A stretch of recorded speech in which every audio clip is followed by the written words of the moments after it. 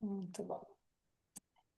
Bom, boa tarde a todos, sejam muito bem-vindos e bem-vindas. Hoje a gente tem a alegria aqui de estar com o Bruno e o André participando do nosso DPC, nosso querido DPC, o Programa de Desenvolvimento Profissional Contínuo do ICFML. Antes de passar a palavra para eles, eu quero compartilhar um pouco com a Paula para algumas palavrinhas, mas não posso deixar de agradecer a Renata Porto Adri, que foi a pessoa que fez essa ponte entre o público e o privado e possibilitou que a gente trouxesse e escutasse Bruno e André aqui falando de um assunto que cada vez mais vai participar do nosso dia a dia, que é o consensualismo, que é essa advocacia consensual, é a utilização de métodos consensuais para resolução de disputas entre o público e o privado, né? Então, Paula, se quiser trazer algumas palavrinhas, já estou aqui gravando e vou colocar a apresentação para a gente começar. Boa tarde, todo mundo.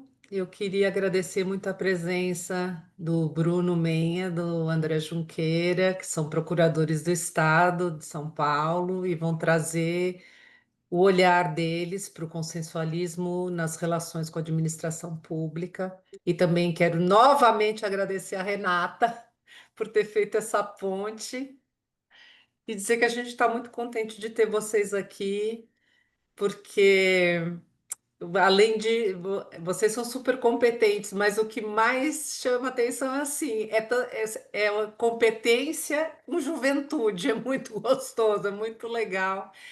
Dá esperança quando a gente vê o trabalho que vocês estão fazendo, dá esperança, sabe? Quando a gente às vezes está desanimado com as coisas como são no país, e a gente vê essa cabeça para frente, novas ideias e junto com isso estudo e essa força toda dá muita esperança. Então é isso. Queria dizer bem-vindos a vocês.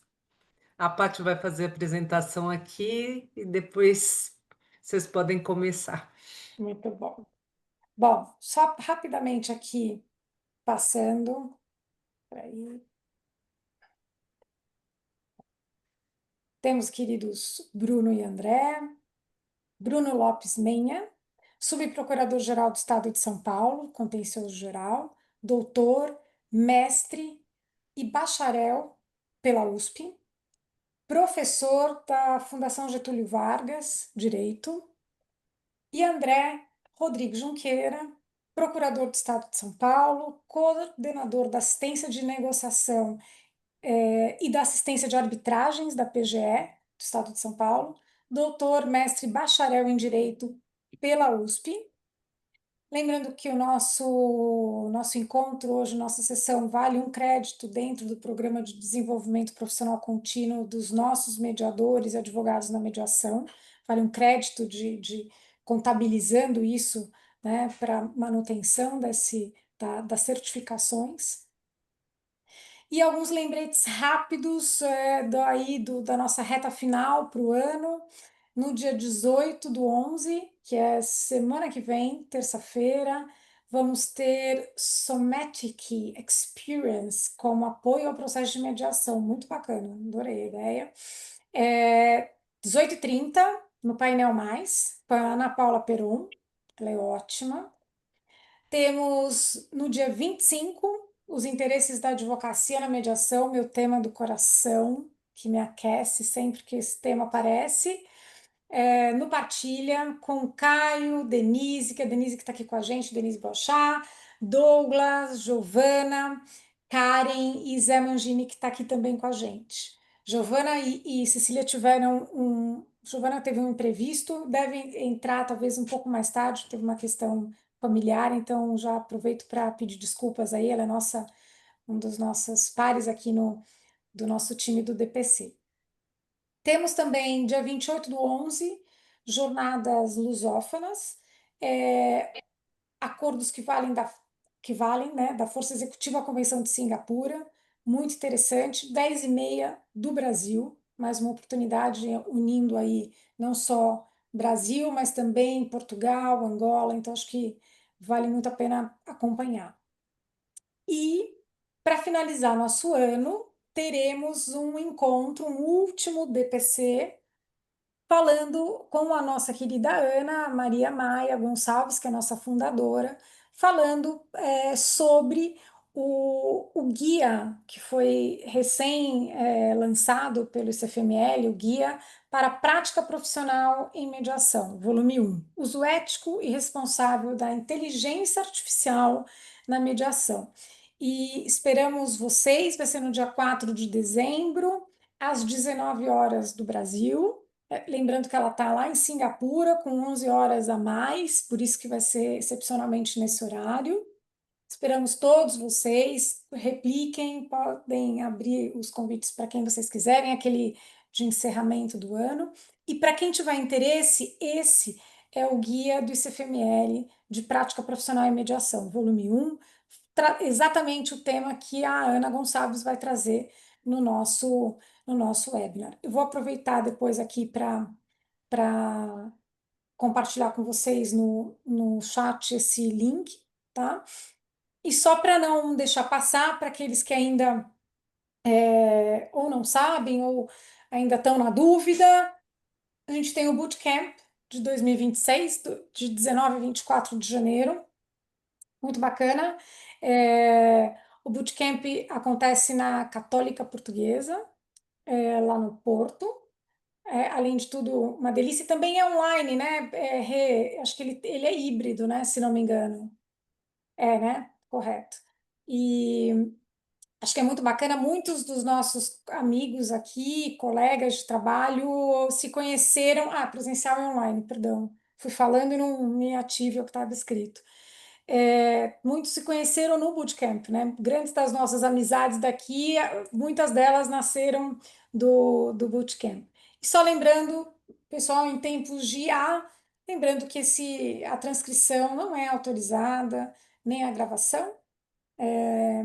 Sejam muito bem-vindos, Bruno e André. A palavra é de vocês. Não vou mais tomar o tempo, já tomei alguns minutos aqui. Obrigada. Muito obrigado. Acho que o Bruno pode começar, depois eu vou dando sequência. Obrigado. Mestre, então tá bom. Tive entrar em dois dispositivos aqui, então, André, eu vou aproveitar essa conexão estável agora para agradecer a todos pela ação minha e do André, é um prazer. Pessoas novas e já conhecidas, Paula, já conheço desde o início dos estudos em negociação, estava coisas de mediação e negociação que não tinha nada a ver com a administração pública, então sequer imaginava em falar em administração pública, nem eu pensava nisso, nem isso era tão pensado na própria administração pública, e depois tive a felicidade de poder trazer esse conhecimento para dentro da administração pública. E um pouco do que André e eu temos a compartilhar hoje, e estamos totalmente à disposição de vocês para dúvidas, um pouco desse histórico do que a gente está fazendo dentro da administração pública a respeito de consensualidade e quais são as perspectivas que nós temos para poder avançar nesse campo.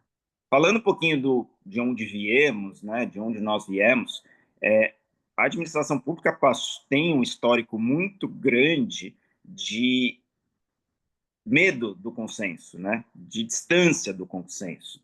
Existe uma percepção de que a administração pública só vai ser justa, honesta, imparcial, na medida em que ela determinar coisas unilateralmente, na medida em que ela não conversar, ainda mais num país que tem traumas de corrupção, qualquer tentativa de comunicação entre a administração pública e os cidadãos é vista com desconfiança.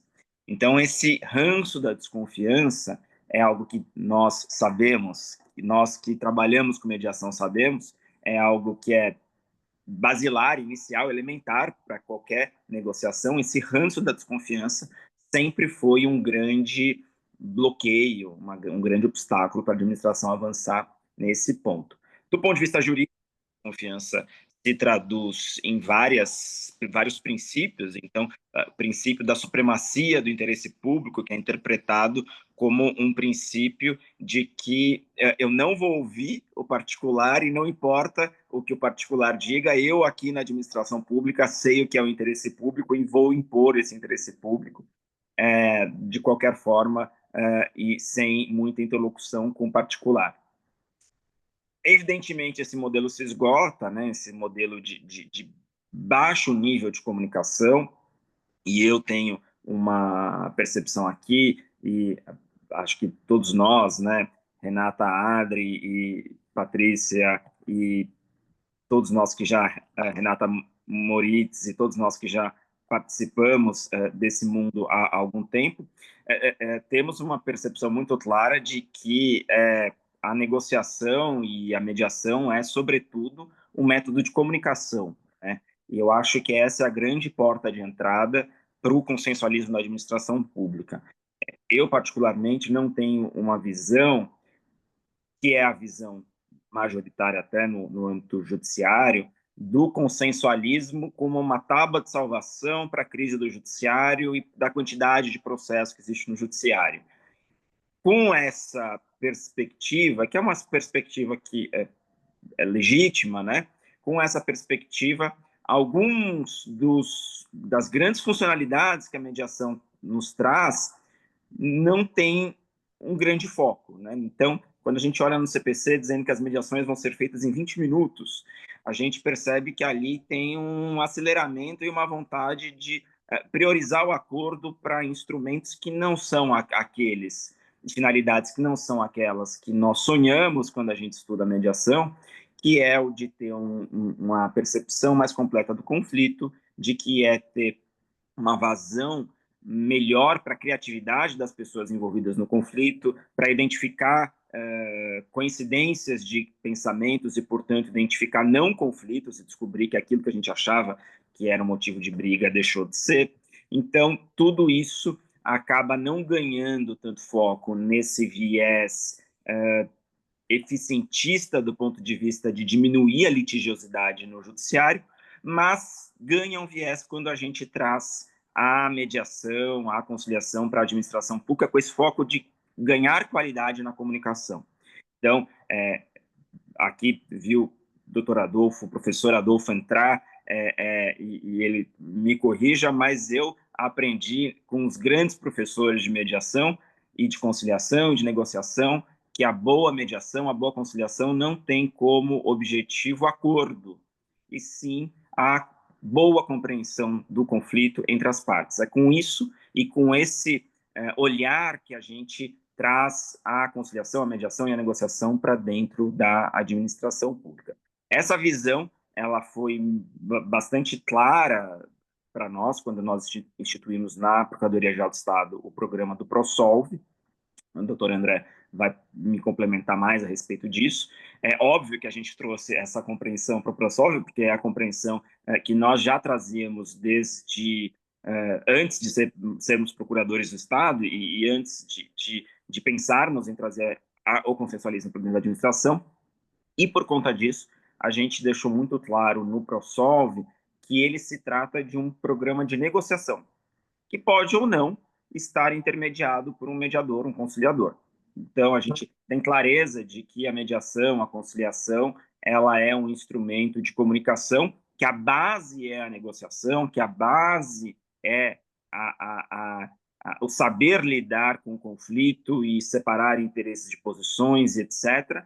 E, quem sabe, intermediado ou não por um mediador qualificado para organizar numa agenda produtiva a nossa conversa. Então, isso está muito claro ali na nossa portaria, que institui o ProSolve, assim como está muito claro, estão muito claros, por outro lado, alguns aspectos que são caros para a administração pública, né? Então, ao mesmo tempo que a gente revisita essa noção de supremacia do interesse público como um interesse público que não ouve o particular, que não dialoga com o particular, nós nos desapegamos dessa visão, mas nós mantemos aquilo que é o lógico, o óbvio e o necessário na administração pública do ponto de vista de moralidade, probidade e economicidade, ou seja, em momento nenhum a razão para uma comunicação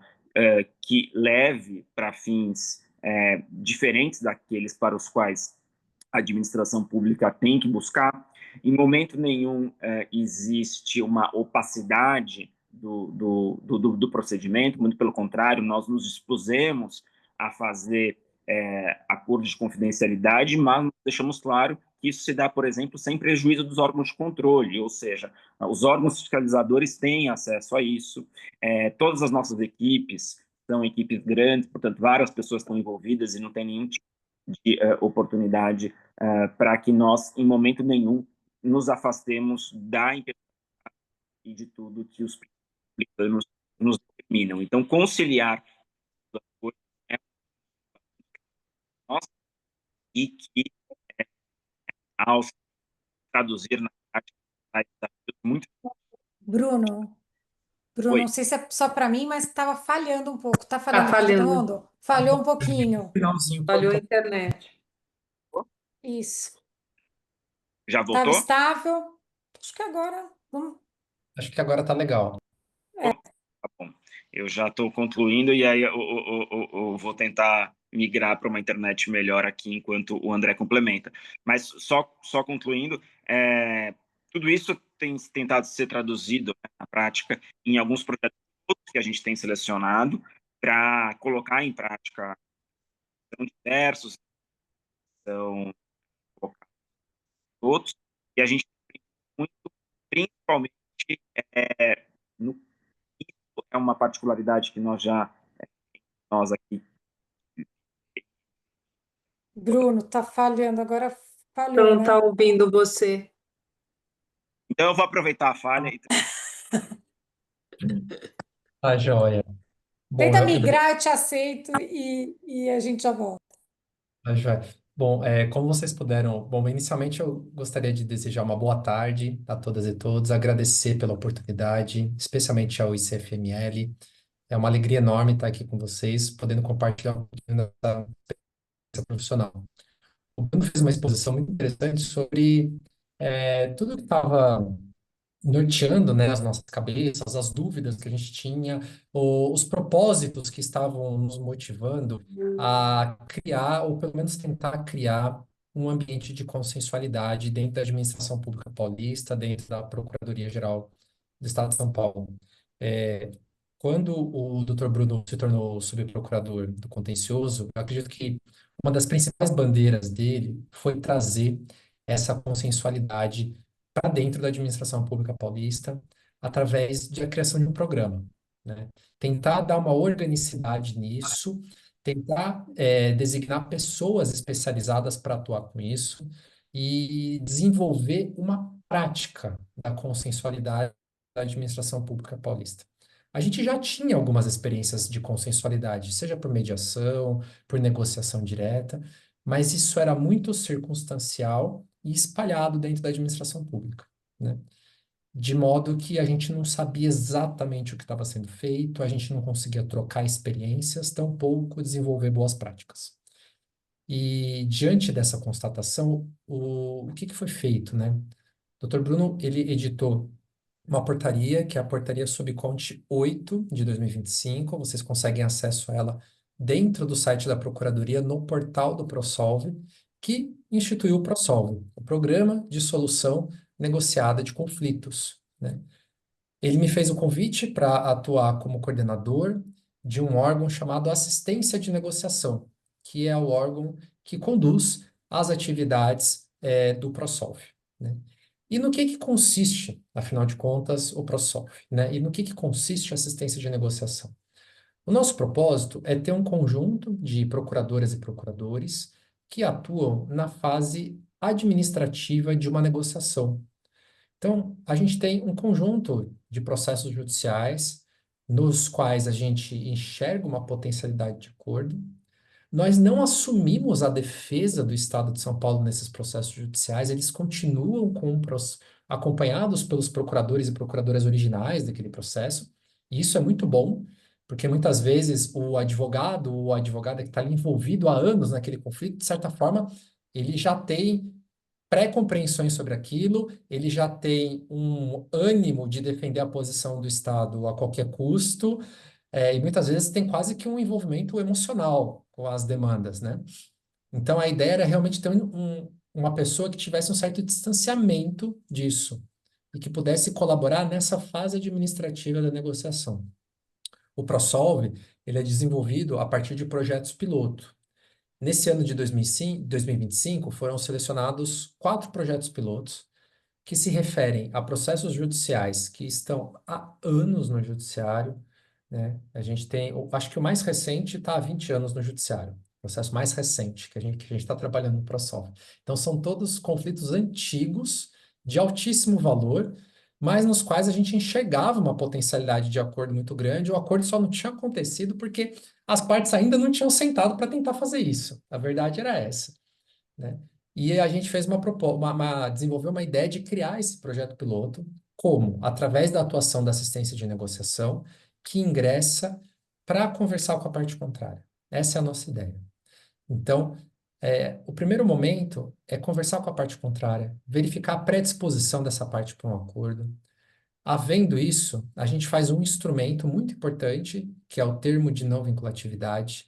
Então, a gente garante um ambiente seguro de conversa com a parte contrária, para que as informações que a gente troque durante o ambiente de negociação não possam ser utilizadas contra a parte contrária no processo judicial, caso a mediação não dê certo. Então, a gente precisa ter um ambiente seguro para a troca dessas informações. Isso é feito, né? Nós temos assistentes técnicos contratados especialmente para nos ajudar à consecução dos acordos, que são agentes com conhecimento econômico, técnico, contábil e de engenharia, porque esses conflitos demandam esse tipo de conhecimento para que a gente possa apresentar propostas e analisar contrapropostas da parte contrária, né?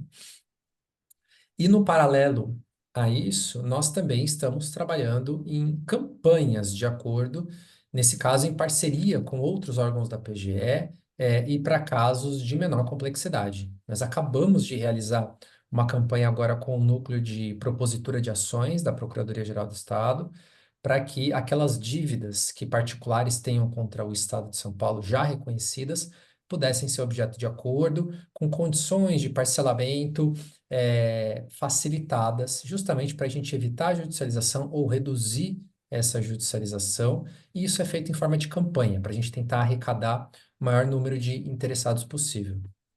Como o Dr. Bruno falou, nós não quisemos pré-definir a nossa atuação como uma atuação de ah, é, mediação estrito sensu ou conciliação estrito sensu. A gente adotou uma nomenclatura mais geral de negociação, que comporta qualquer via da consensualidade.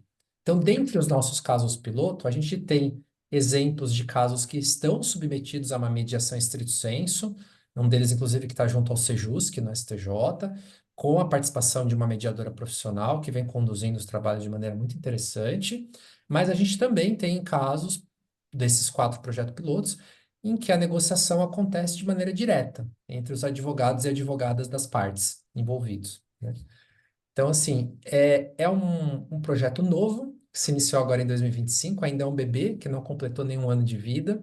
A gente está aqui tentando desenvolver uma prática que possa difundir a consensualidade. Por ser um projeto novo, eu acredito que a gente está sujeito a erros e acertos nesse meio do caminho. Isso faz parte de tudo que é experimental, né? E, inclusive, a gente tem participado de debates constantes com a comunidade acadêmica, como esse que a gente vem fazendo agora, justamente para a gente poder ouvir vocês também. Então, o objetivo do encontro de hoje não é só para vocês me ouvirem, não, e ouvirem o Dr. Bruno. A gente também quer receber feedbacks sobre como a gente vem conduzindo o nosso trabalho, porque realmente a gente quer aprender com vocês também, verificar o que está dando certo, o que está dando errado, receber sugestões para a introdução de boas práticas para o nosso setor. É isso, gente. Muito obrigado. Excelente, excelente, André, obrigada. E sabe, pessoal, acho que o Bruno caiu. O Bruno caiu. Acho que ele está tentando reconectar. Acho que Em- O Bruno voltou, já Fabrício. voltou. Voltou? Já voltou, Ufa! é. Oi, Tá Bruno, que bom. bom. Estou Tava aqui. tentando achar você, Bruno. Tava Aqui. preocupado. Falei, nossa, perdi o palestrante. Estou aqui. A internet é onde eu estou. A internet na administração pública é feita por licitação e funciona como as coisas da licitação. Então, de vez em quando cai. Ah, você mudou, agora você tá. Eu não tive que te receber, né?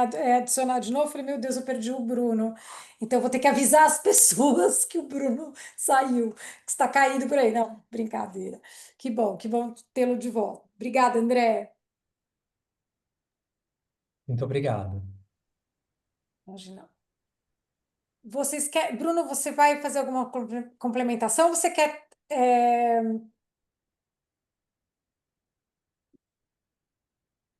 Não, não, não. Eu acho que a gente pode abrir para perguntas e conforme as perguntas surgirem, a gente vai pegando os ganchos. Tá ótimo, tá ótimo.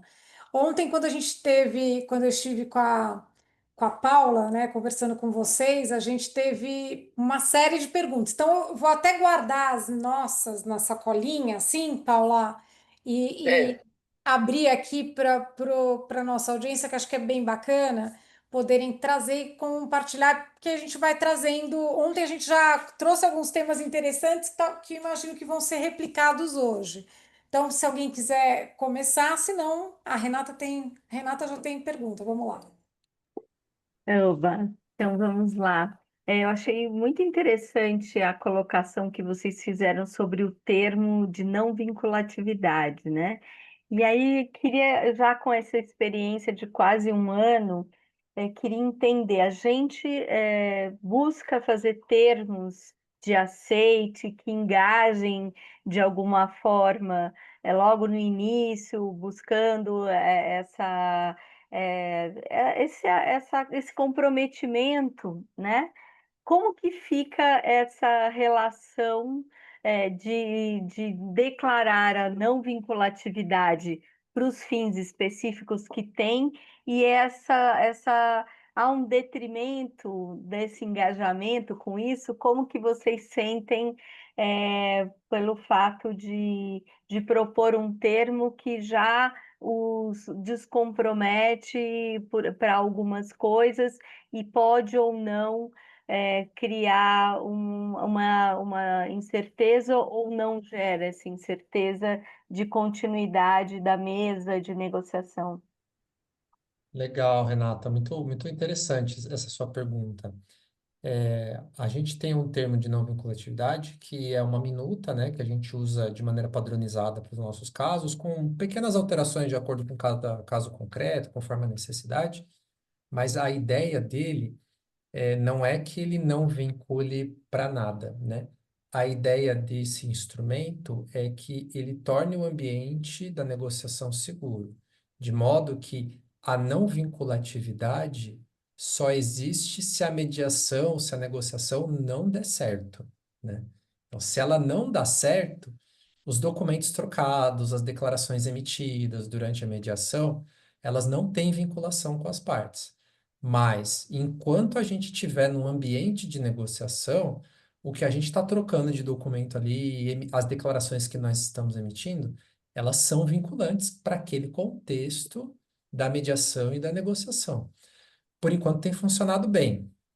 Eu acho que tem atingido os propósitos pelo fato de eu, enquanto procurador do Estado que atua nessa linha de frente das negociações, tenho percebido, para mim é bem evidente, assim, que a parte fica mais à vontade quando está sujeita a um instrumento como esse. Ela se sente mais livre para revelar eventuais fragilidades, para fazer alguma proposta mais ousada que eventualmente ela não faria se tivesse sobre o crivo do Poder Judiciário, de maneira imediata. Então, eu acho que tem funcionado muito bem. Não sei se o Bruno quer complementar, mas a minha visão é essa. Não, acho que está perfeito, André. Colocou bem.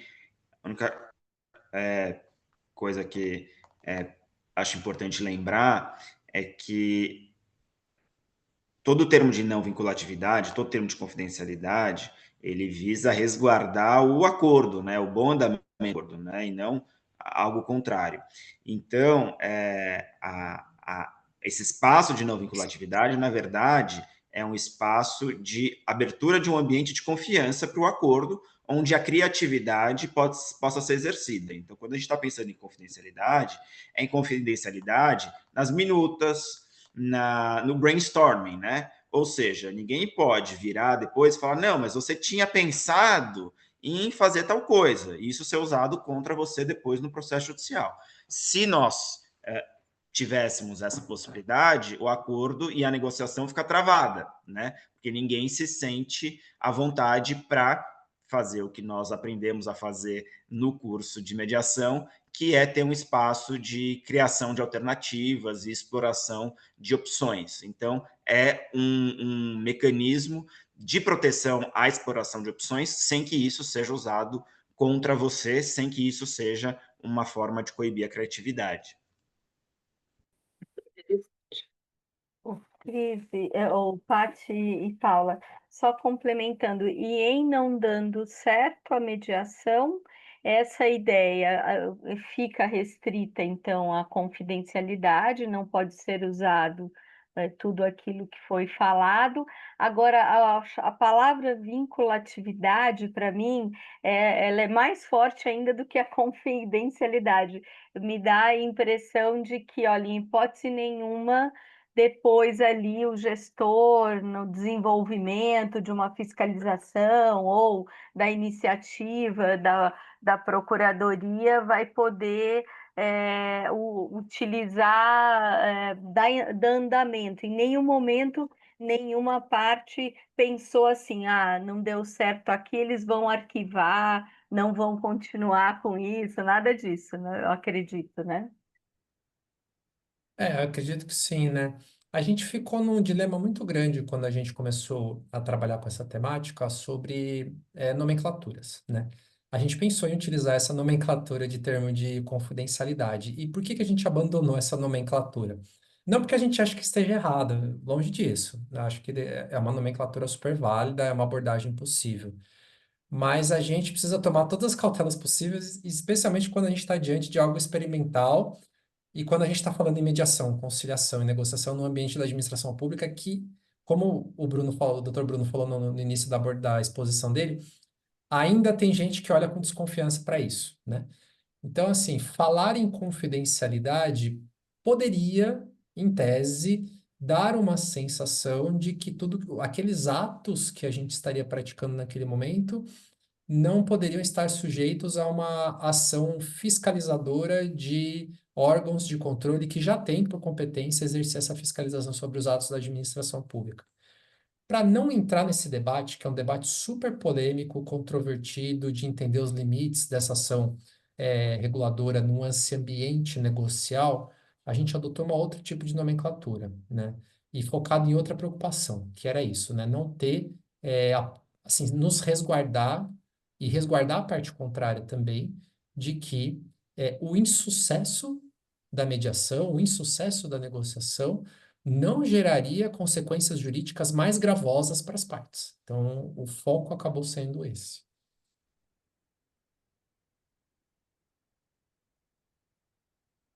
Cris, acho que você está aí. Boa tarde. Boa tarde a todos. Boa tarde, André, Bruno. Super obrigada, pela disponibilidade de vocês e por compartilharem com a gente, a experiência.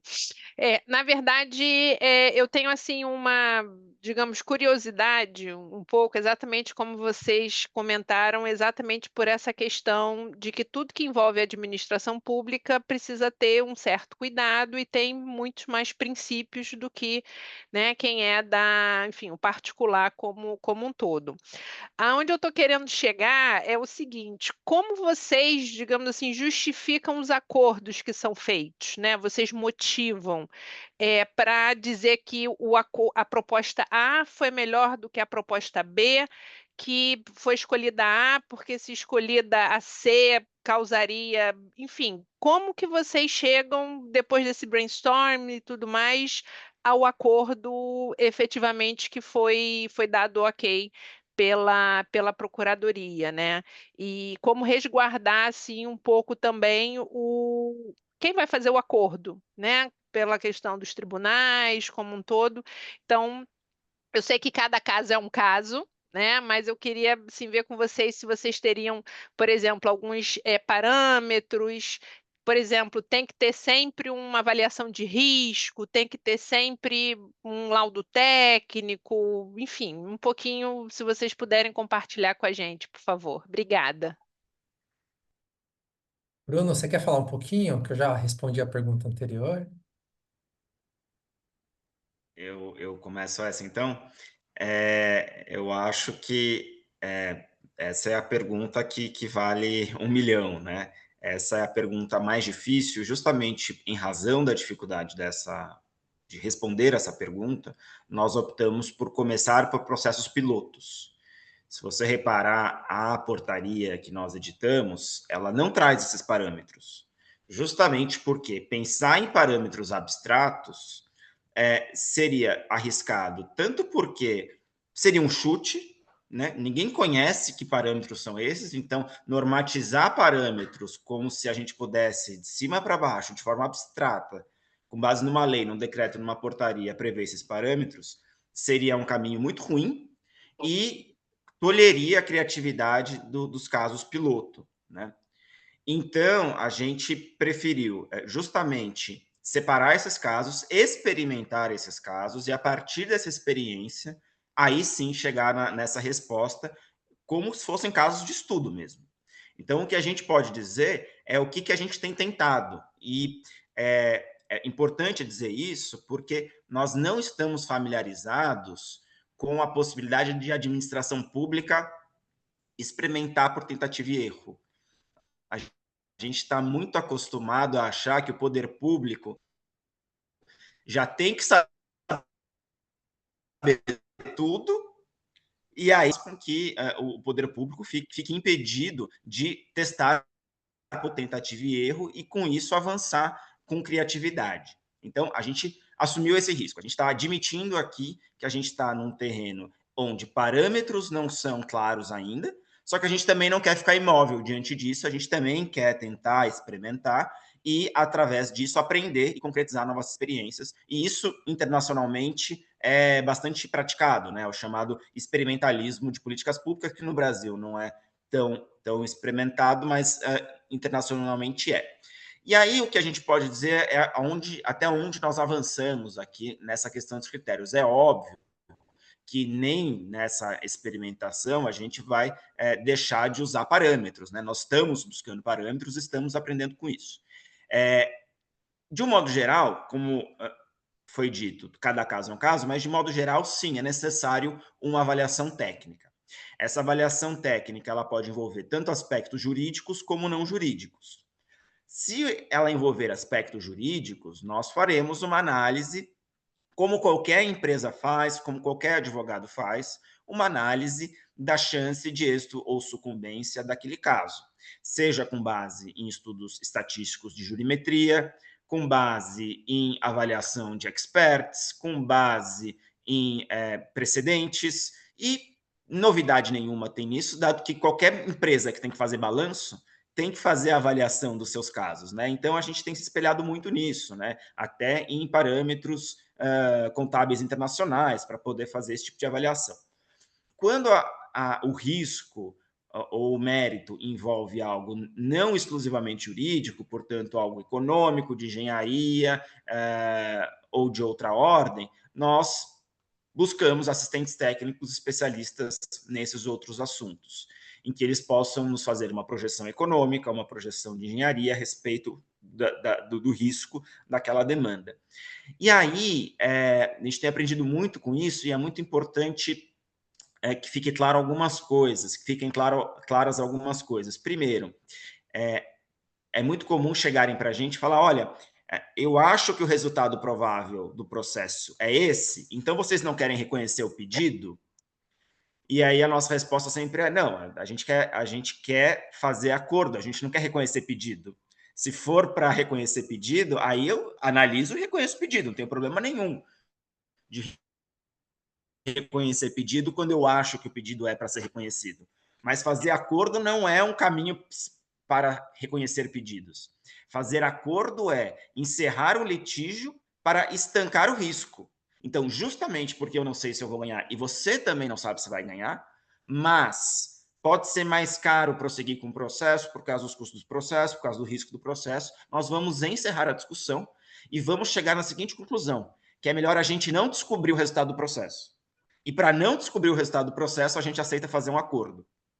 Se a administração pública tivesse convicta de um lado ou para o outro, aí o que a administração pública faria não era contestar, era reconhecer o pedido. Né? E aí esses são casos de reconhecimento do pedido. Então é muito comum as pessoas tentarem achar que a campanha de acordo é uma campanha para finalmente a administração pública reconhecer aquilo que eu queria que ela reconhecesse, não é disso que se trata. É justamente para acabar com impasses que nem um lado nem o outro conseguem chegar num acordo. Né? E eu acho que esse tipo de diferenciação é muito claro porque, falando em ser transparente na administração pública, a gente precisa ser franco naquilo que a gente promete que a gente vai entregar. Né? E o que a gente está prometendo aqui é solução de impasse e não numa aceleração de reconhecimento de pedidos que a gente discorda. Ou seja, se a gente for convencido, tudo bem, e aí a nossa opinião vai mudar e a gente vai reconhecer, mas se a gente não for convencido, a gente vai continuar, claro, com a posição que nós achamos a correta, não poderia ser diferente. Maravilha, André. Bruno, super obrigada. Obrigado. Acho que o Flávia, Bruno foi claríssimo aí na resposta dele. Acho que não teria nada a complementar em relação ao procedimento, ao modo como a gente tem feito as nossas análises. Acho que o único ponto muito pequenininho que eu acho que faltou responder da pergunta da Cristina é sobre a autoridade competente, né? Que ela também fez uma pergunta sobre a autoridade competente. Como o ProSolve envolve processos judiciais em curso, não envolve negociações administrativas, também não envolve temas tributários, a autoridade competente para autorizar os nossos acordos é a Procuradoria-Geral do Estado. Isso está previsto na Lei Complementar Estadual 1270 de 2015, que é a Lei Orgânica da Procuradoria-Geral do Estado de São Paulo. Obviamente, antes da autorização dela, sempre vai ser ouvida a Secretaria de Estado envolvida com aquela política pública objeto do acordo, né? Então, ela vai dar ali um juízo de conveniência e oportunidade a respeito da proposta de acordo que está sendo levada em consideração, mas no final, quem vai autorizar a realização de uma transação, de um acordo, por uma questão que está judicializada, é a Procuradora-Geral do Estado. Tá, joia. Obrigada, André. Excelente, André e Bruno. Flávia, Oi, gente. Primeiro, boa tarde a todo mundo. Super obrigada aí pelas palavras, por estar aqui com vocês. É um tema que me interessa muitíssimo. Eu queria fazer uma pergunta sobre esse programa, se hoje, atualmente, eles estão restritos a algumas temáticas, ou se eles estão abertos a temáticas até que envolvam direitos difusos, no que tange a, obviamente, os aspectos negociáveis, especialmente a parte ambiental, que é onde eu atuo como advogada, e acho que é o meio mais, às vezes, célere e melhor para a gente tentar resolver. E em sendo, já existindo alguns casos pilotos nessa temática, como fica aí, pegando um gancho das perguntas da Renata e da Cris, no sentido dessa essa não vinculatividade, como fica a questão das fiscalizações, às vezes, que daí envolve, além da Procuradoria, né? Às vezes você tem até Ministério Público e órgão ambiental. Uhum. Obrigado, Flávia, pela sua Obrigada pergunta. a Muito vocês. importante mesmo a gente debater isso. O programa ProSolve, né, ele é um programa da Subprocuradoria do Contencioso. Então, não existe, a prioristicamente, nenhuma restrição temática dentro do guarda-chuva do contencioso geral da PGE. O que isso significa? Isso significa que o ProSolve não envolve acordos tributários. Então, o processo tributário não tá fora da nossa alçada, porque eles ficam vinculados à Subprocuradoria do Contencioso Tributário Fiscal. E também a gente não cuida de consecução de acordos na seara administrativa da administração pública. Isso a gente também não cuida. Agora, dentro da área do contencioso, em tese, pode ser qualquer tema submetido ao ProSolve. Então, pode ser um tema ambiental, pode ser algum tema relacionado ao regime jurídico de servidores públicos, pode ser um tema relacionado à contratação pública, convênios, questões imobiliárias, qualquer coisa, né? Então, isso realmente a gente não tem essa limitação. Sobre a questão da atuação de órgãos de controle, aí o Bruno até pode me corrigir se eu falar alguma bobagem, mas assim, isso tem muito a ver com o contexto do nosso termo de não vinculatividade, né? Então, assim, a gente até fez um termo de não vinculatividade que eu acho que deixa mais claro essa questão de que o fato, a circunstância de que nós estamos num processo de mediação, de negociação, de conciliação, não afasta as competências de órgãos de controle que vão poder continuar exercendo as suas atribuições normalmente, né? Então, quando envolver interesses que não são interesses meramente patrimoniais, que possam resvalar em alguma questão difusa, alguma questão de competência de órgãos do Ministério Público ou Tribunal de Contas, alguma coisa que envolva uma contratação pública que esteja sendo fiscalizada pelo TCE, por exemplo, essas competências se mantêm, né? Então, a gente não consegue afastar isso vai continuar, né? E eu acho que não existe nenhuma incompatibilidade nisso. A gente pode dar seguimento a uma conciliação, a uma negociação, com a clareza de não interferir em esferas de terceiros que não estão relacionadas àquela mediação e nem temáticas que eventualmente possam ser indisponíveis, que eventualmente não pudessem ser objeto de alguma transação. Então, eu acho que tudo isso é relativamente compatível. Não E sei se o chamar, Bruno... de repente. Não, respondeu super, fico bem feliz até que a temática está envolvida no programa. Aí já. Só fazer só uma complementação da sua fala, e aí deixo para o Bruno também me responder. Mas assim, haveria uma possibilidade de repente chamar, às vezes, por exemplo, só o MP enquanto fiscal da lei, para poder dar, às vezes, uma segurança para esse acordo? Isso vocês acham possível dentro do próprio programa? Essa eu vou deixar para o meu chefe, que é o Bruno, responder. Olha, a gente não pensa em chamar o MP no meio na negociação, né? Como a gente disse, se o MP quiser ver os documentos que estão sendo tramitados na negociação, ele pode ver, porque ele pode fiscalizar, para ver, olha, vocês estão negociando em bases listas, está aqui, totalmente transparente, pode ver, fica à vontade. Agora, ele participar para opinar, isso a gente não cogita. O que a gente cogita no momento da homologação, porque os nossos acordos são judiciais, no momento da homologação, aí sim abre-se vista para o Ministério Público e ele pode opinar a respeito da licitude do acordo. A maioria dos acordos, repito, né, eles envolvem impasses, né? Portanto, casos de zona cinzenta em que não está clara a licitude, não está claro o certo e errado, não são casos de solução binária, né?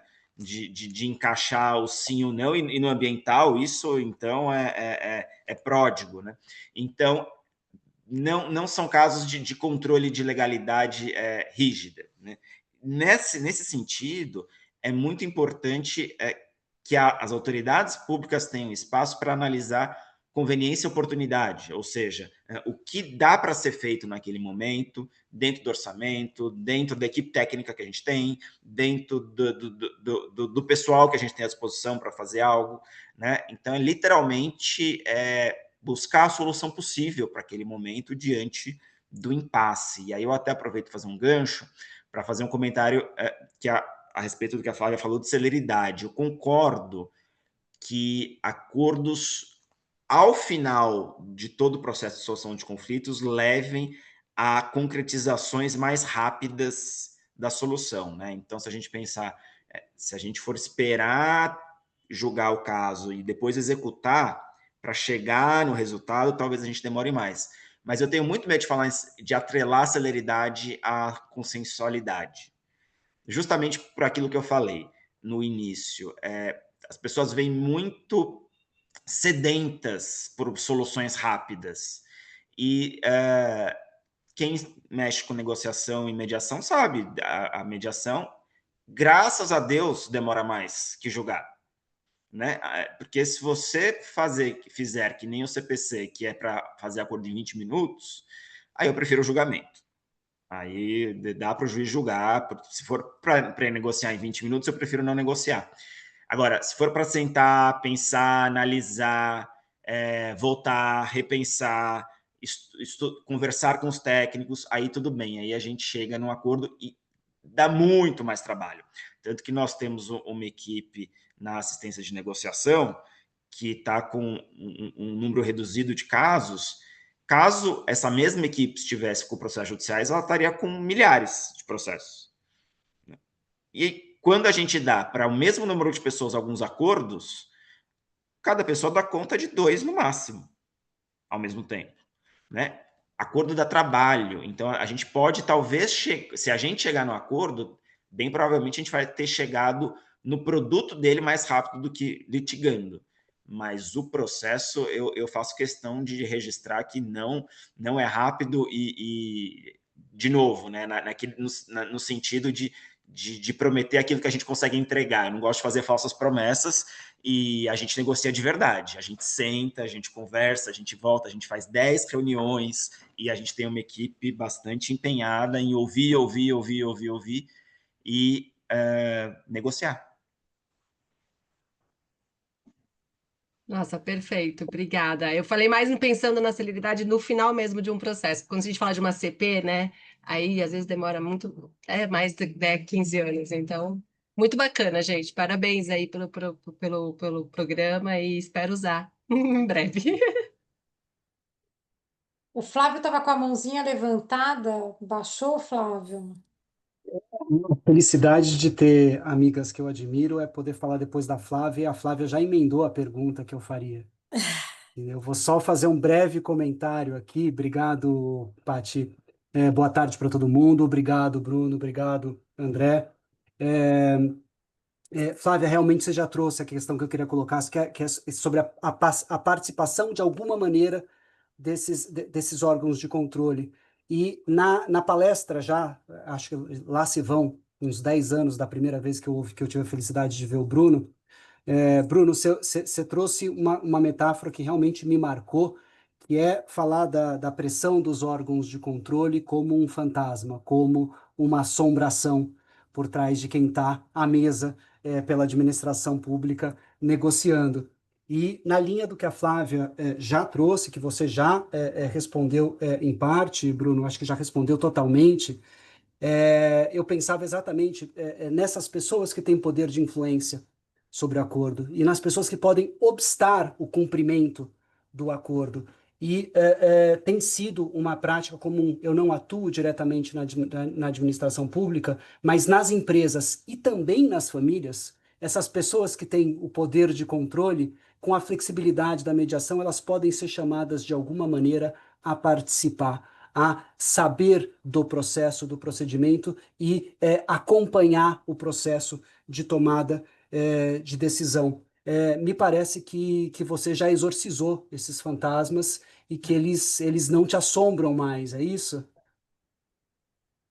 Flávio, prazer conversar com você de novo. Lembro com muito carinho do momento que você citou, porque foi lá no Departamento Jurídico 11 de agosto, né? E eu lembro que já faz mais de 10 anos. Já faz mais de 10 anos. Eu lembro que eu usei uma figura que eu uso muito em palestra, que é uma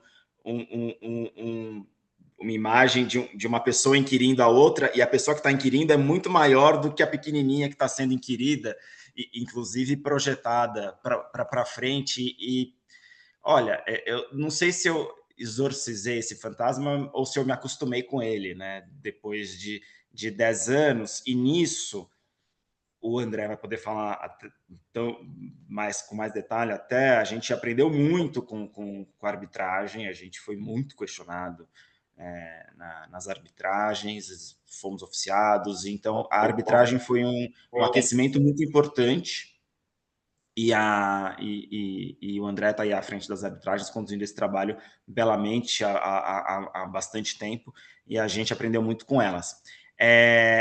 E aí a gente tenta fazer alguns mecanismos de defesa que é nos apegar ao procedimento, né? Então, quando a gente institui um programa, o primeiro objetivo é mostrar que o consenso é oficial, não é uma prática informal, não é... Voltou a internet no outro aqui.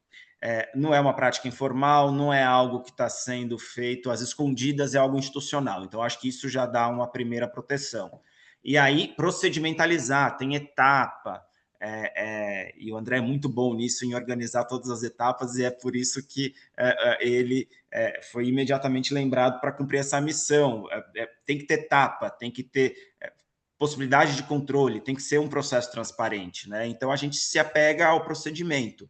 E quando você fala em pessoas que querem atrapalhar, a gente tem um acordo que é muito emblemático, que uma das pessoas que mais tendem a atrapalhar é um velho conhecido nosso, que são os ex-advogados do caso.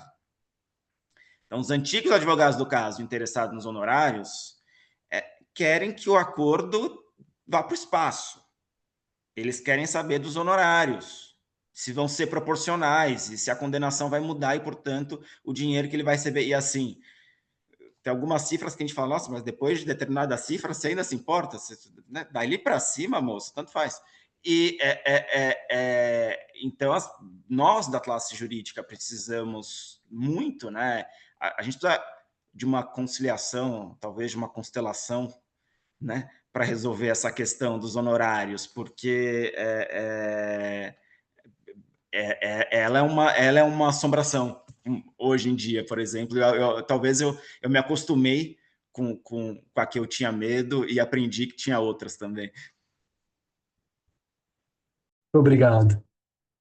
São a nova assombração, talvez. Não, não nova, mas a atual, só atual. Rê, você está com a mãozinha levantada, né? Queria aproveitar, se puder, continuar com mais algumas questões aqui.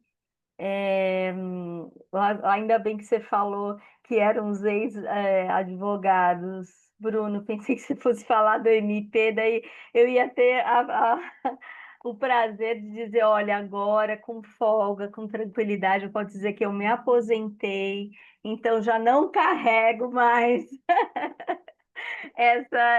porque toda vez que falavam do MP, uma vez até num evento do Sebar, eu virei e falei assim, não sei se eu dou bom dia para todos, ou se eu peço desculpas, né?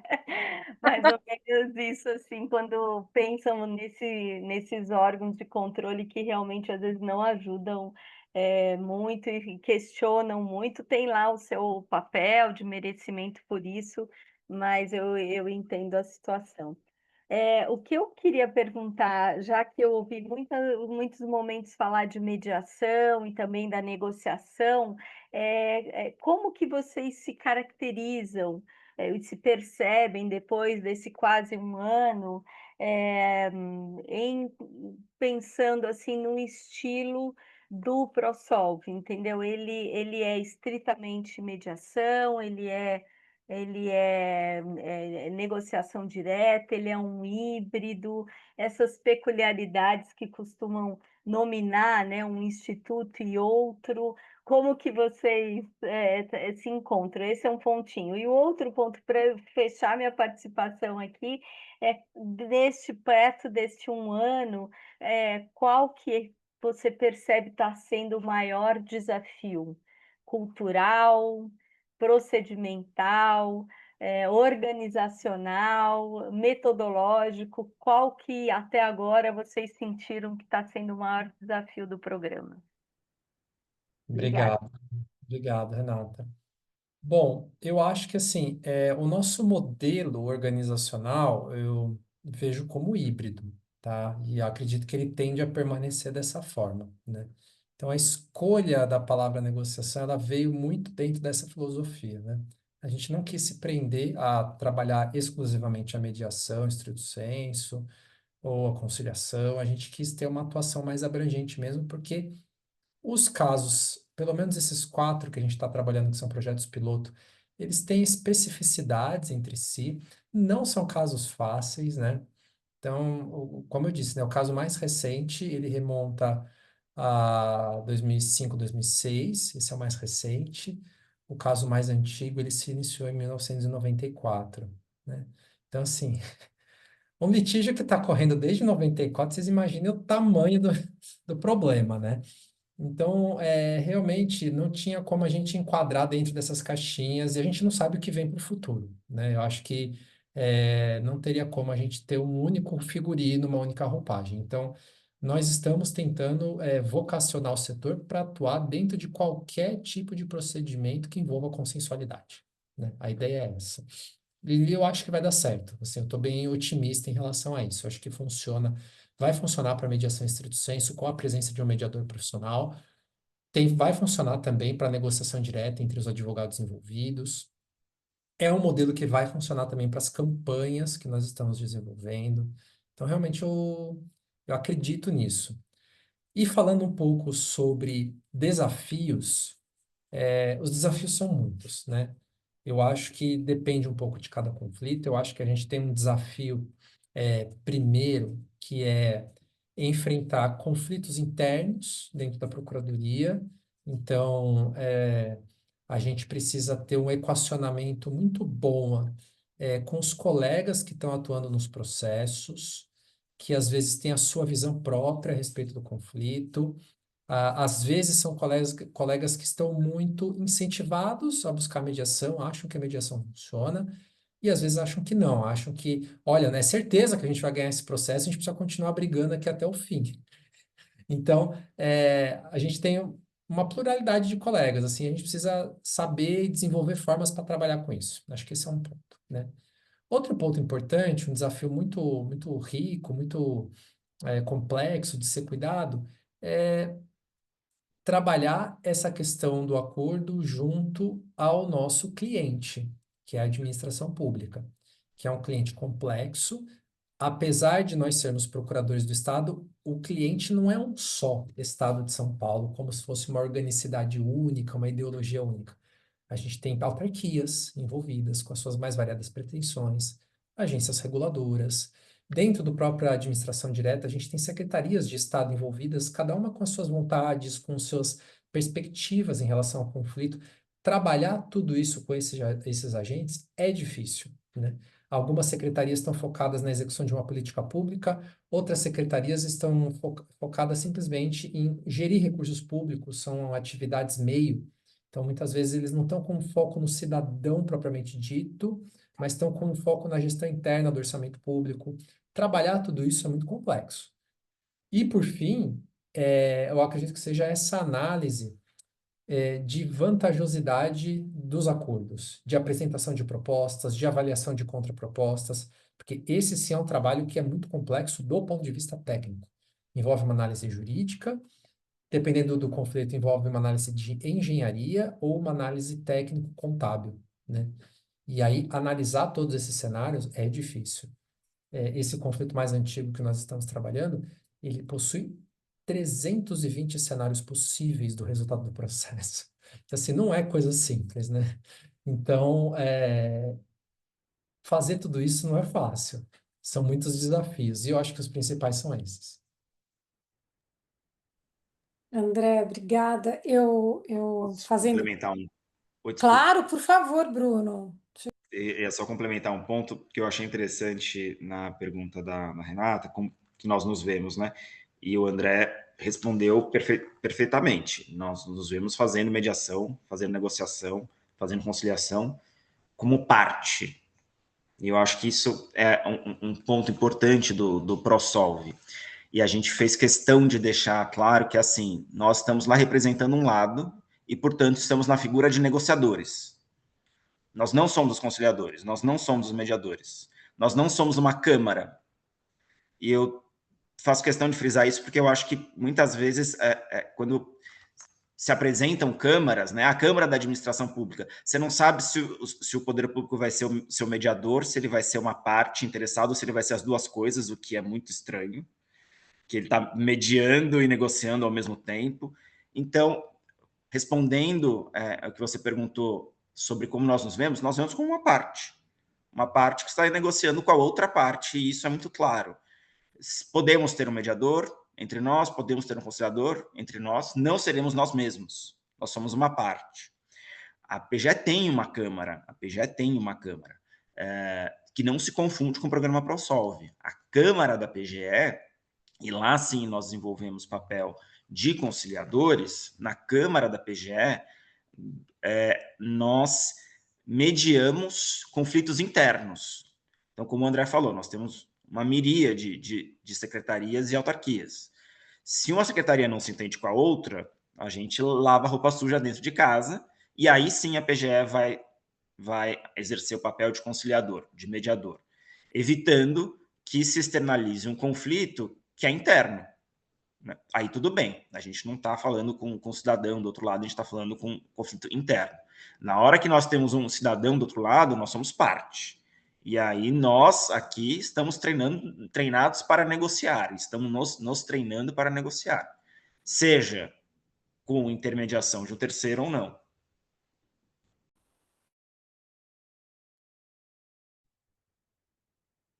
Rê, tá satisfeita com as perguntas, com as respostas? Super, super, muito obrigada.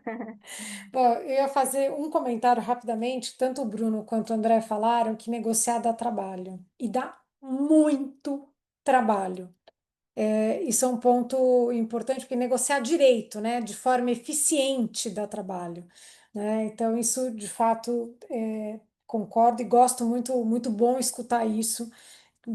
Particularmente, trabalho nessa área e vejo que a gente não dá conta de pegar várias negociações quando elas são complexas ao mesmo tempo, quando tem muitas partes envolvidas, muitos interesses. Você não dá conta, o teu tempo é limitado, né? Bom, mas meu ponto aqui era outro, exatamente pelo ProSolve ser um programa que é híbrido, né? Que pode ser tanto negociação direta quanto uma mediação, uma conciliação.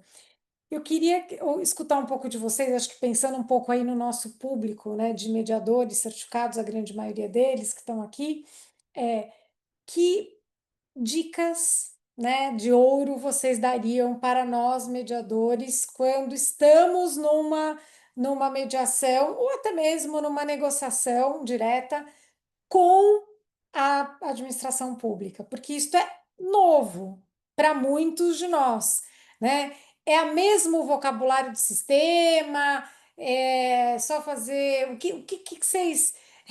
Dê para a gente agora o feedback, acho que seria muito bom escutar de vocês.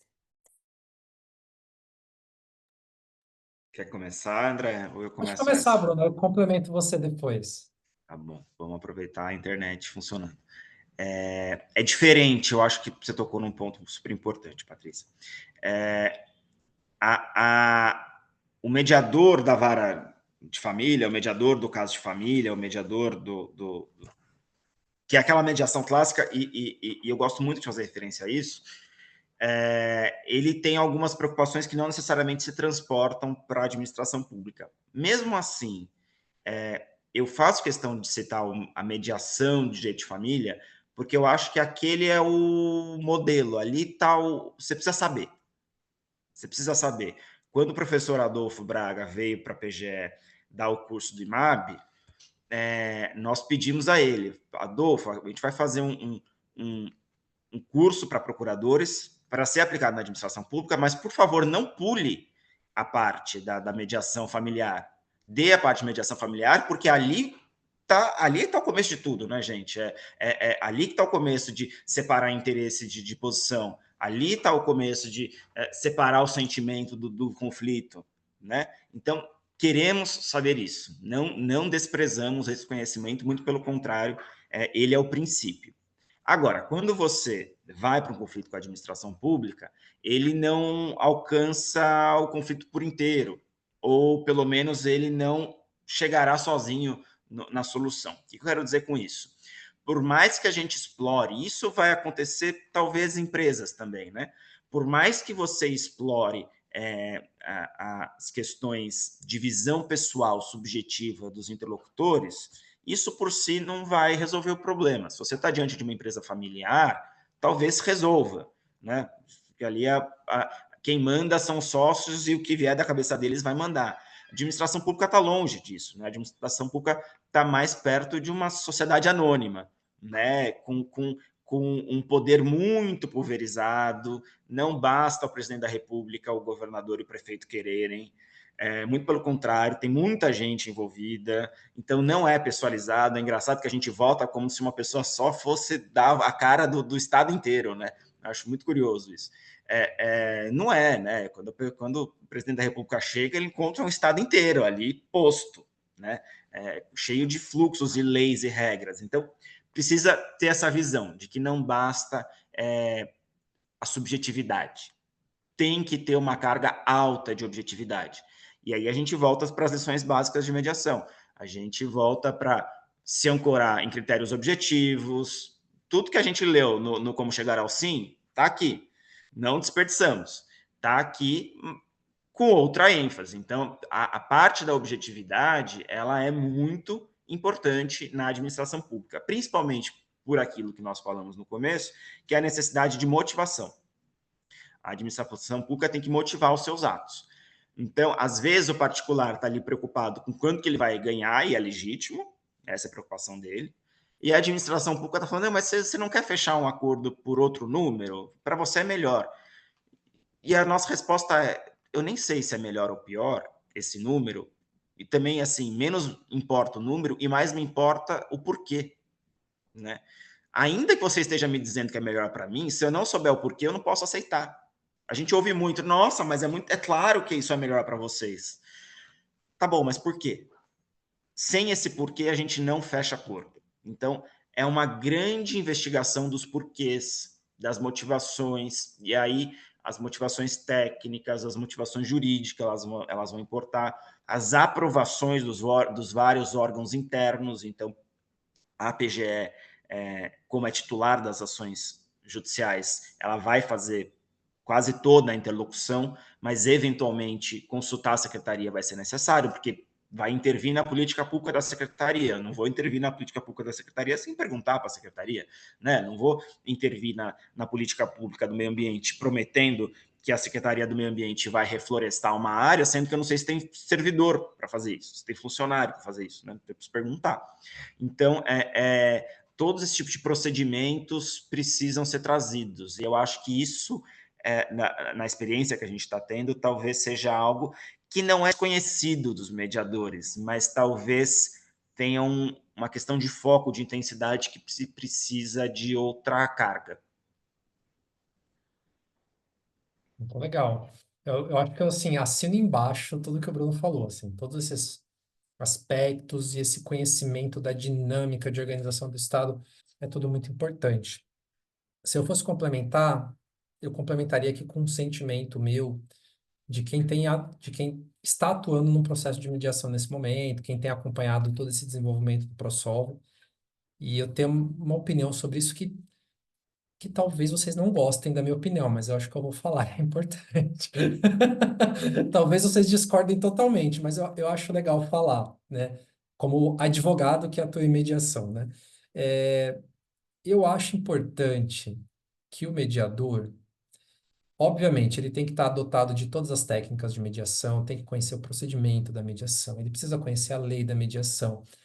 É legal que seja um profissional certificado, acho isso muito bem-vindo, né? Então, esse curso que vocês estão promovendo agora, eu acho que é uma oportunidade bárbara para quem quer se dedicar profissionalmente a isso.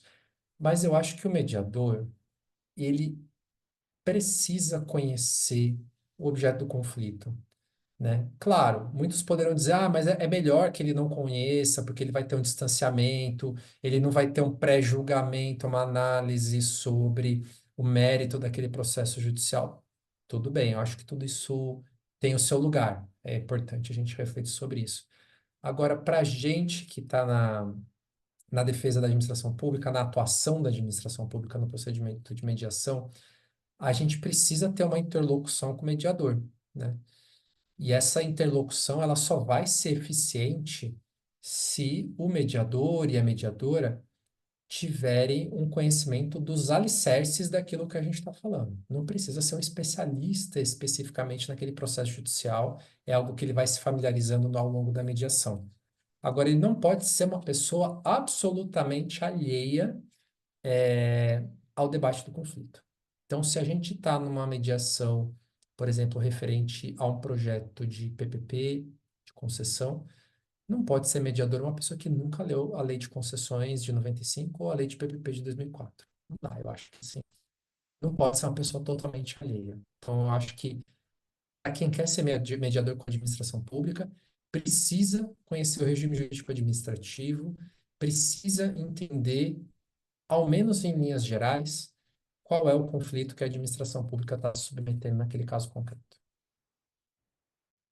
Fique à vontade para discordar, tá? Eu sei que tem gente que pensa diferente, então, mas é André, só eu uma. adorei escutar. Eu não sei também se eu vou ser rechaçada aqui, mas eu entendo que tem que ter, tem que conhecer aquele vocabulário do sistema. Essa palavra, essa expressão eu uso e roubei da Cláudia Grossman e aqui ficou. Porque se você não tem este vocabulário, e no caso da administração pública, eu ouso dizer que é um pouquinho mais ainda vou começar a roubar a sua expressão, os alicerces exatamente do direito administrativo da administração pública, para saber até onde vai, até onde pode. Porque senão você pode até, inclusive, desvirtuar se não entender esse contexto macro onde está inserido. E, na verdade, acho que não é nem porque vai ter. A gente entra aqui na discussão de ser especialista ou não é, mas é para tornar a mediação mais eficiente, dados controles e regulações que este meio existem neste meio, né? Acho que é por aí. Posso só fazer um gancho aqui, Paty e Flávia, me dá essa permissão. Eu acho que um momento em que esse conhecimento faz toda a diferença é na hora da geração de opções e dos negociadores e dos mediadores conseguirem auxiliar a ter uma visão de fora, mas com conhecimento que podem ajudar a perceber coisas, porque mesmo as pessoas com boa vontade, já por muito tempo ali em mesa de negociação, acabam ainda ficando um pouco presas às suas experiências e ao seu dia a dia. E quando você tem alguém que é um terceiro, está ali com essa experiência, ele pode ajudar muito nesse momento com perguntas abertas, com estratégias que levem, então, mas para isso precisa conhecer um pouquinho, se não muito, para casos mais complexos, do lado de cada balcão. Eu concordo com você, André. Pessoal, agora eu vou ser vou tomar o lugar do André quando ele disse que ele vai falar algo que talvez não agrade. A gente tem só 8 minutos para o encerramento, uma mãozinha levantada da Flávia. Flávia, você consegue fazer uma pergunta não grávida e 5 minutinhos para Bruno e André, que vocês já viram que eu comecei sem formalismo, né? Não chamei em nenhum momento vocês de doutor Bruno e doutor André, então já deixo aqui meu pedido de desculpas. Flávia, vamos lá. Rapidíssimo, só para fechar. Quando vocês falaram que às vezes tem necessidade de consultar, né, de até chamar um mediador, um expert, seria um mediador vinculado à administração pública ou pode ser mediador privado e de escolha de ambas as partes? Só isso, eu agradeço muitíssimo o debate. Então, vou pegar o gancho nela. A pergunta vai ficar grávida. É exatamente isso, porque nessa discussão toda, meu questionamento é quanto à independência do mediador. Porque o que a gente tem visto que são câmaras vinculadas à administração pública. E eu, particularmente, eu não acho que o funcionário público mediador é independente. Então, é essa questão. Vocês chamam, como seria para o mediador? Seria as instituições privadas? Como é que tem alguma previsão em contratos grandes, às vezes, nesses de PPP, que vocês têm como arbitragem, por exemplo, como um dos métodos de resolução? Tem contratos com mediação? E se, porventura, existem câmaras privadas previstas? Ou como que funciona isso? A gente não tem, né, como o Dr. Bruno falou, a experiência de câmara interna da administração pública para fazer mediação entre esses conflitos entre a administração pública e o particular. Algumas procuradorias de outros estados têm esse modelo. Esse não é o nosso modelo, né? Então, realmente, a experiência que a gente tem hoje com mediação é com mediador privado mesmo, tá? Fora da administração pública, independente de escolha das partes. É essa a experiência que a gente tem. Sobre previsão em contratos, a gente ainda não alcançou uma maturidade que nós alcançamos, por exemplo, em relação à previsão de arbitragem nos contratos de concessão e PPP, em que a gente já tem um modelo institucional que vem sendo adotado há alguns anos pela administração, né? Na arbitragem, a gente já tem um sistema de cadastramento de câmaras de arbitragem previsto em decreto. Então, isso a gente ainda não tem, a gente ainda não alcançou essa maturidade. Eu espero que a gente alcance daqui a alguns anos. Estamos trabalhando para isso, né?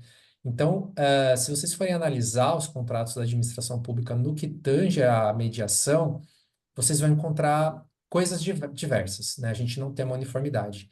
Então, vai ser possível vislumbrar vários contratos que não têm a previsão de mediação, alguns que têm a previsão de negociação direta, a gente tem alguns contratos nesse sentido. Talvez encontre um ou outro com previsão de mediação, mas de uma forma muito genérica, sem falar se a mediação é com mediador privado, se ela vai se processar em alguma câmara ou não, muito genérica ainda. E então, realmente, a gente ainda não atingiu essa maturidade. Bruno, você quer complementar? Não, acho que você definiu perfeitamente, André. Está super bem respondido. Eu vou ter que fazer uma pergunta aqui da Marília rapidamente. Acabei de compartilhar com a Marília uma pergunta que está no chat.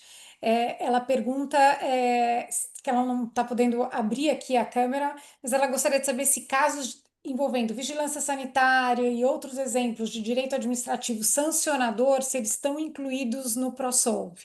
Eu acabei de compartilhar a cartilha e as normas, a portaria, tudo que vocês compartilharam conosco antes, mas deixo aqui a pergunta Eu da até Marília. compartilhei nos grupos do CFML.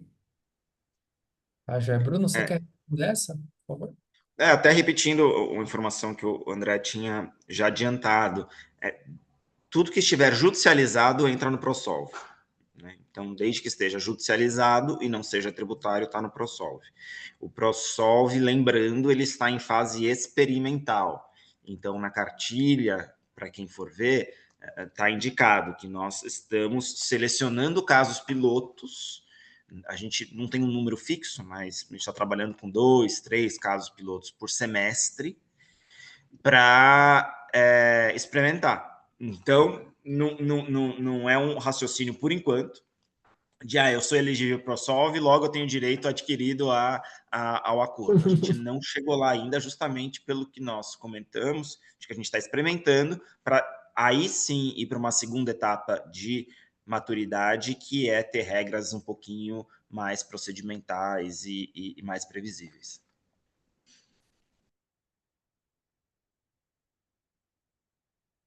Tô com uma... Sheila, você consegue fazer em 1 minuto? Você está com... Tá sem Tá mutada.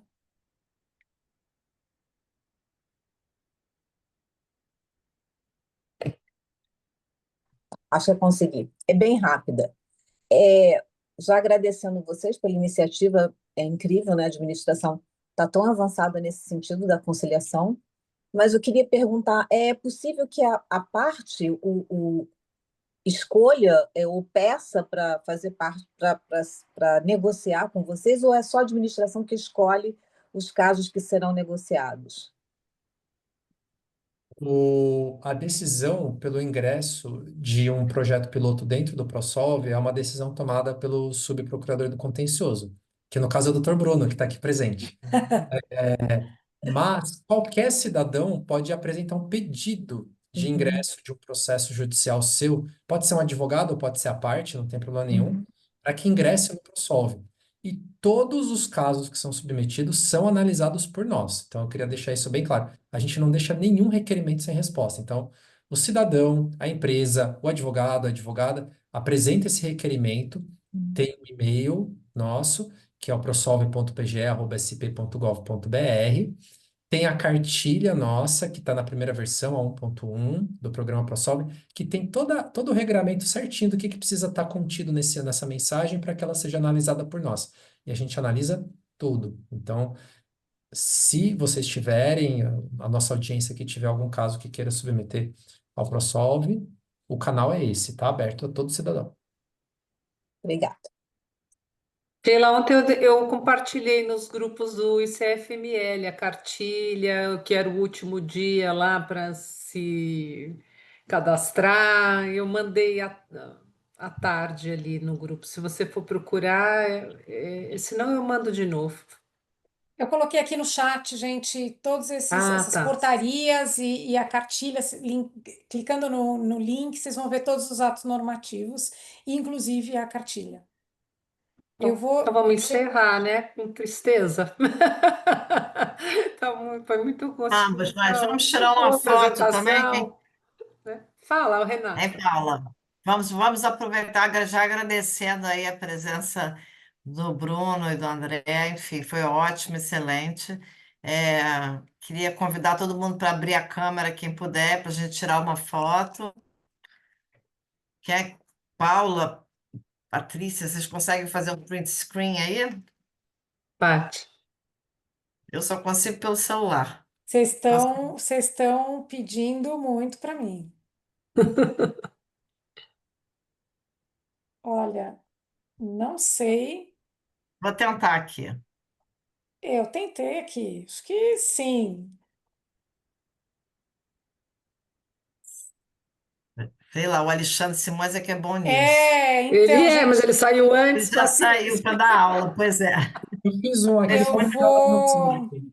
Eu vou muito tentar ver onde obrigada, eu hein? coloquei a foto. É, eu tirei, eu só não sei onde ela foi parar. Mas eu também tenho um outro jeito aqui, gente, que particularmente eu acho que eu vou melhor, que é este. Eu tentei tirar algumas aqui. Mandei uma para você no WhatsApp agora também. Oba! Tirei Tá bom, obrigada, print obrigada. dela. Gente, muito obrigada mais uma vez. Foi muito bom Obrigada. tê-los aqui. E como eu vou fazer, na verdade, pegar o gancho da fala da Paula do início, como nos dá não só esperança, mas como a gente vê que a gente está no caminho certo e que em 5 anos a gente ainda vai ter muito mais ainda para falar. A gente vai lembrar desse encontro, como o Flávio lembrou do encontro há 10 anos atrás. Eu digo que em muito menos tempo, né? Então, parabéns pelo trabalho que vocês estão fazendo. Eu os conheci no Rodas, né? No, no, no programa que a gente tem na OAB de São Paulo, e foi assim sensacional. Eu sabia que seria incrível esse encontro com vocês aqui. Que bom que a gente pôde compartilhar com a nossa rede tão querida. Eu desejo sucesso para vocês, que esse programa vingue, que ele cresça. Muito obrigada pela generosidade de compartilhar isso tudo com a gente. Muito bom rever o Bruno. Muito bom te conhecer, André. Obrigada por tudo aí, vocês. Então, até Obrigado. uma próxima. Obrigada, gente. Até a Obrigada, próxima. Paula. Obrigada. Patrícia. Tchau, tchau, gente. Obrigada. Um abraço.